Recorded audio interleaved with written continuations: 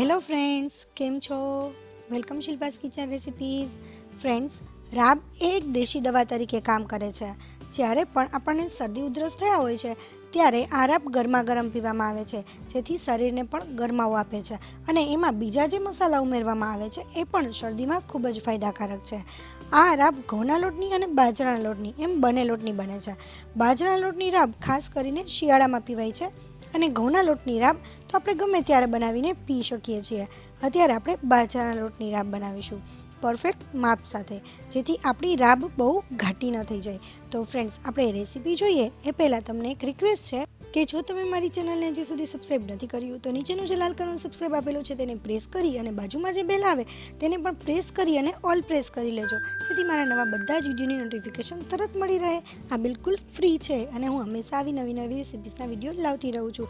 અને જો તમારું સબસ્ક્રાઈબ ગ્રે કલરનું છે તો તમે પહેલેથી જ સબસ્ક્રાઈબ કરેલું છે. હવે ફ્રેન્ડ્સ, રાબ બનાવવા માટે આપણે એક વાસણમાં 2 કપ પાણી લઈ લઈશું. ફ્રેન્ડ્સ, હું તમને અહીંયા જે માપ બતાવતી જાઉં એ પરફેક્ટ માપને તમે ફોલો કરશો તો તમારી રાબ પણ એકદમ પરફેક્ટ બનશે. હવે એની અંદર જ આપણે બધા મસાલા એડ કરી દઈએ.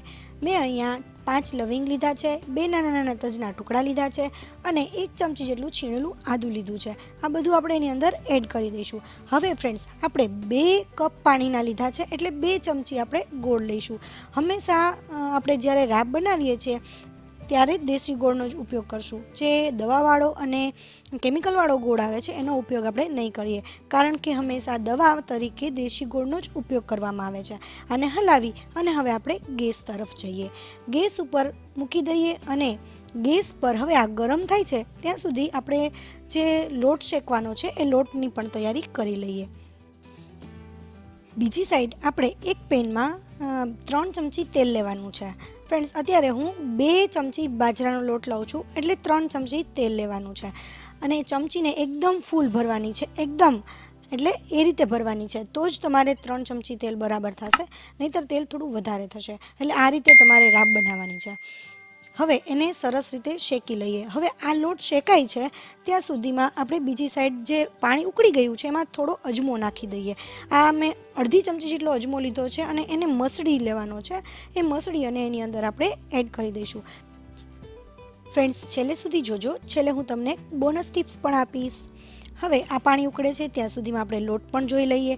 લોટ પણ શેકાય છે. આ રીતે લગભગ 2 મિનિટ સુધી શેકાયા પછી આ રીતે ફીણ વળવા લાગશે લોટમાં અને એકદમ હલકો થઈ જશે. અને આ રીતનું તેલ રહેવું જોઈએ. તમે જુઓ મેં કેટલું રાખ્યું છે આની અંદર તેલ. હવે આપણો લોટ શેકાઈ ગયો છે સરસ રીતે અને પાણી પણ એકદમ સરસ ઉકળી ગયું છે. એનો કલર પણ બદલાઈ ગયો છે. બધા મસાલાનો કલર પાણીમાં આવી ગયો છે. તો હવે આ પાણી જે છે એ આપણે જે લોટ શેકાઈ ગયો છે એની અંદર નાખી દઈશું. ફ્રેન્ડ્સ, લોટ જ્યારે શેકાઈ જાય છે અને પાણી નાખવાનો ટાઈમ થાય છે ત્યારે ગેસને એકદમ સ્લો કરી દેવાનો છે અને આ રીતે ધીમે ધીમે પાણી નાખતું જવાનું છે. એકદમ બધું પાણી એકી સાથે નહીં નાખી દેવાનું, નહીંતર તમારા રાબમાં ગઠ્ઠા થઈ જશે. એટલે આ રીતે હળવે હળવે પાણી નાખતું જવાનું અને સરસ રીતે હલાવતું જવાનું. રાબમાં જરાય ગઠ્ઠા નહીં થાય. આ રીતે બધું પાણી નાખી દઈ અને ફરીથી પાછું ઉકળે એટલી વાર આપણે ઉકાળવાનું છે. લગભગ પોણી મિનિટ જેવું થશે ત્યાં આપણું રાબ જે છે એ ઉકળીને તૈયાર થઈ જશે. ફ્રેન્ડ્સ, તમને આ રેસીપીમાં કોઈ પ્રશ્ન હોય કે પછી તમારે કોઈ નવી રેસીપી શીખવી હોય તો મને કમેન્ટમાં જરૂરથી કહેજો. એનો આન્સર હું તમને જરૂર આપીશ. આ રીતે આપણી રાબ તૈયાર થઈ ગઈ છે. હું તમને ચમચીમાં ઉપરથી પણ બતાવી દઉં છું. આ રીતે ચમચી નાખશો તમે એટલે રાબ ચમચીમાં ચોટશે પણ એકદમ બહુ લેયર નહીં થઈ જાય. તમે જુઓ મારી રાબ જે છે એકદમ ચોટતી નથી અને આ રીતની કન્સિસ્ટન્સી હોવી જોઈએ. હવે આપણે એને સર્વ કરી દઈએ. ફ્રેન્ડ્સ, એક જે સિક્રેટ ટિપ્સ છે, બોનસ ટિપ્સ હવે આપવાનો વારો આવી ગયો છે. ફ્રેન્ડ્સ, રાબ બનાવતી વખતે હંમેશા તેલમાં જ રાબ બનાવવી, કારણ કે તેલથી કફ નથી થતો અને ઘણા લોકો ઘીમાં બનાવે છે. ઘીમાં રાબ ક્યારેય નહીં બનાવવાની. ઘીથી કફ થાય છે. એટલે આપણે શરદીમાં જો ઉપયોગ કરવાના હોય તો ઘીથી જ ક્યારેય બનાવી નહીં, તેલથી જ હંમેશા બનાવવાની છે. તમને મારી આ રેસીપી કેવી લાગી એ મને કમેન્ટ કરીને જરૂરથી કહેજો. આમ તો જો કે ફ્રેન્ડ્સ, તમે અહીંયા સુધી મારી રેસીપી જોઈ છે તો તમને જરૂર ગમી હશે તો એક લાઇક આપી દેજો અને જો સબસ્ક્રાઈબ ના કર્યું હોય તો આવી જ નવી નવી વાનગી જોવા માટે ચેનલને સબસ્ક્રાઈબ કરી લેજો. Thank you for watching. Next recipe સાથે આપણે ફરીથી મળીશું. ત્યાં સુધી બાય બાય.